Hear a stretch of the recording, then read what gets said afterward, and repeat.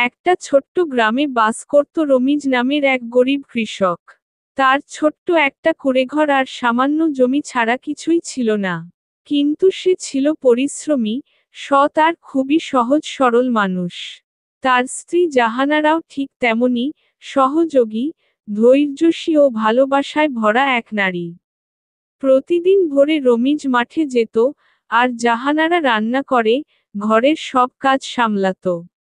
কখনো অভাবের কারণে একবেলা খেয়ে থাকত, কখনো পুরো দিন না খেয়েও হাসিমুখে একে অপরকে সাহস দিত। একবার খরার কারণে ফসল হলো না। বাজারে দেনা বেড়ে গেল। লোকজন খারাপ কথা বলতে লাগলো। অনেকেই বলল, তোমার দ্বারা হবে না, জমি বেচে শহরে যাও। কিন্তু জাহানারা বলল, রমিজ, তুমি হাল ছেড়ো না। আমরা না খেয়ে থাকবো, তবু অন্যায় করব না। তুমি আবার চেষ্টা করো। এই কথা শুনে রমিজ আবার সাহস পেল।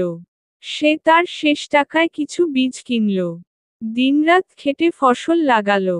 এবার প্রকৃতি মায়া করল। ভালো বৃষ্টি হলো। ফসল উঠল দ্বিগুণ। গ্রামের সবাই অবাক হয়ে গেল। রমিজ আর জাহানারার সততা ও পরিশ্রমের ফল দেখে সবাই সম্মান করতে লাগল। এখন তারা শুধু নিজেরাই সুখী না, বরং অন্য দরিদ্রদেরও সাহায্য করে। শিক্ষা, পরিশ্রম, ধৈর্য আর ভালোবাসা থাকলে গরিব মানুষও একদিন ভাগ্য বদলাতে পারে। সত্যিকারের ধন হচ্ছে সততা আর সাহস।